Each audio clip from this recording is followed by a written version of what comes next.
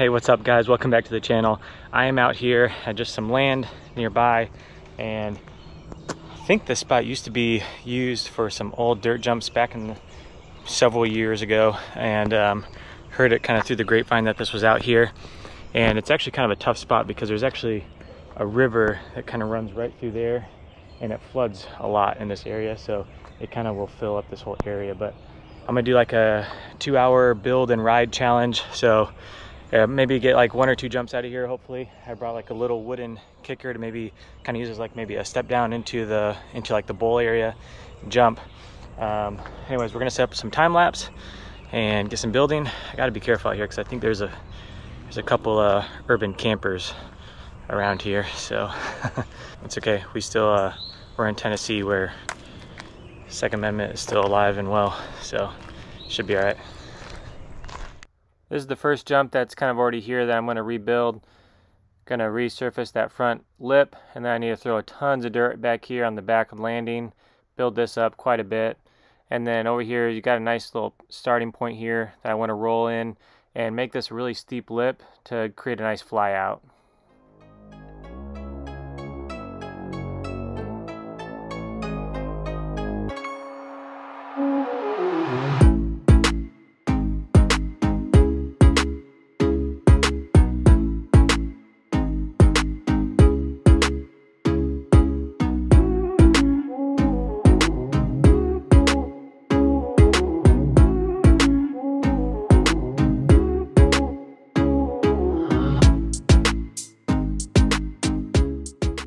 This dirt we got here is just not packing well. It's super clumpy and almost kind of creating like little balls of mud.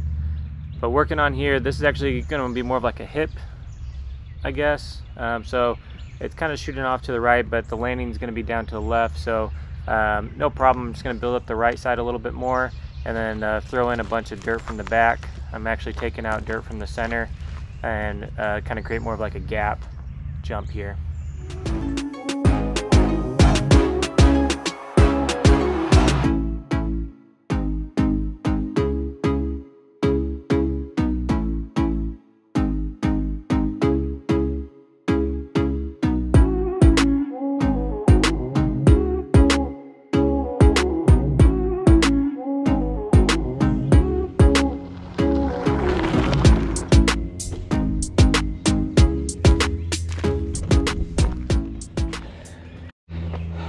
So it's kind of a sketchy spot. I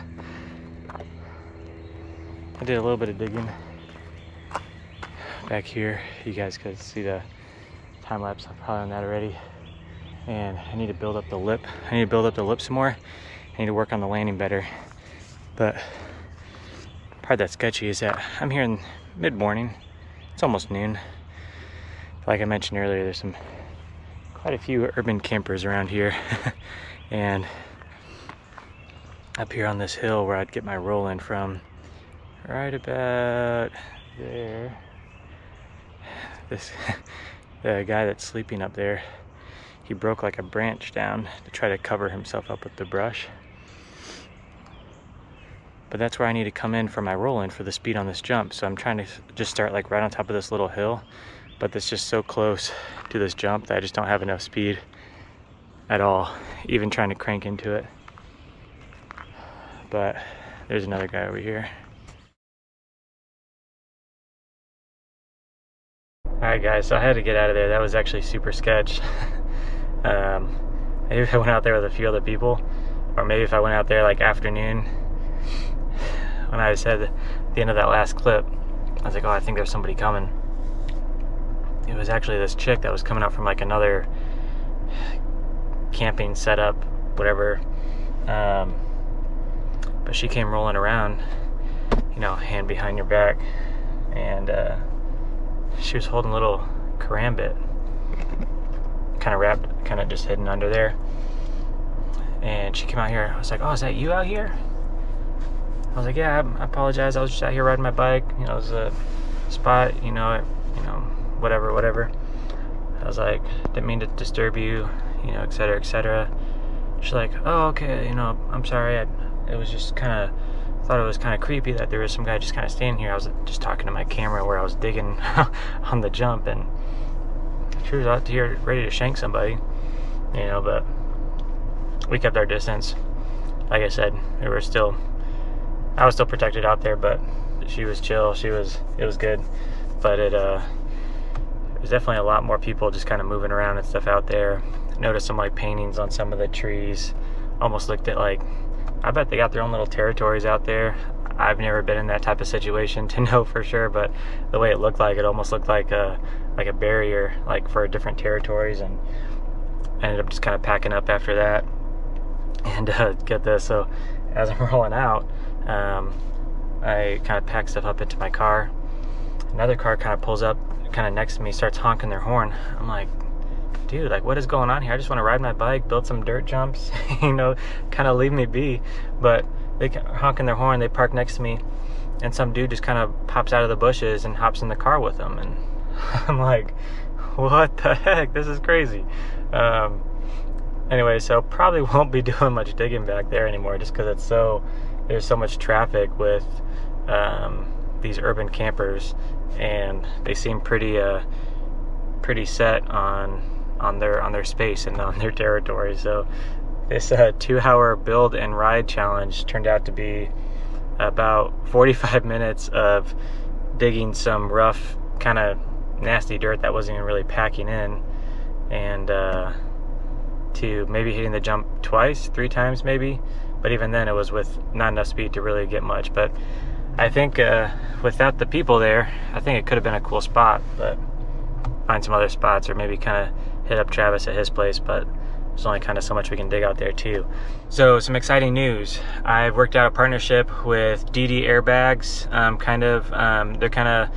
They're giving me some discounts to get their airbag to use on this channel, kind of promote didnt airbags.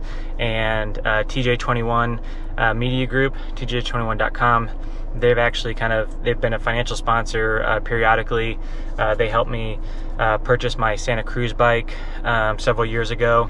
Now that I've got the partnership with Polygon bikes, I'll be riding Polygon. But TJ21.com, they've also financially kind of supported this channel by purchasing the didnt airbag for me to use on this channel. didnt airbags kind of provided some discounts for me to help promote them, and then TJ21.com kind of giving financially to kind of cover that difference there. So we're gonna have an airbag lander coming soon. It's the Youth Lander. So the Youth Lander is about 5 feet tall. It's still 10-11 feet wide. The only downside, I mean, just the standard like Pro Next Step lander, it's like 6.5 feet tall. So we're dropping about a foot and a half on the top of the landing. The difference would be some of the rollout maybe too, but it's okay. For me to have a 6.5 foot landing, I need to have a massive jump, and I just don't have a lot of space to even set up with that. So like the 5 foot lander, also it'll be easier to move around kind of by myself if I needed to. They recommend 2 people, but it's about 175 pounds, and kind of with a dolly and just kind of shuffling it around shouldn't be too bad to set up by myself if I needed to. And with my young kids, who knows, might even turn it into like a water slide in the hot summer months. Just kind of set it up and run some water on it and have some fun. So that's coming to the channel, and so maybe I can redeem myself or make up for this crappy video. Or yeah, coming after this, hopefully soon, we should be getting the airbag here in the next week to 2 weeks, and we're going to try to set it up over at Travis's house. We're going to use his wooden jump that he's got, and try to go from there and get something fun going. Thanks for watching, guys.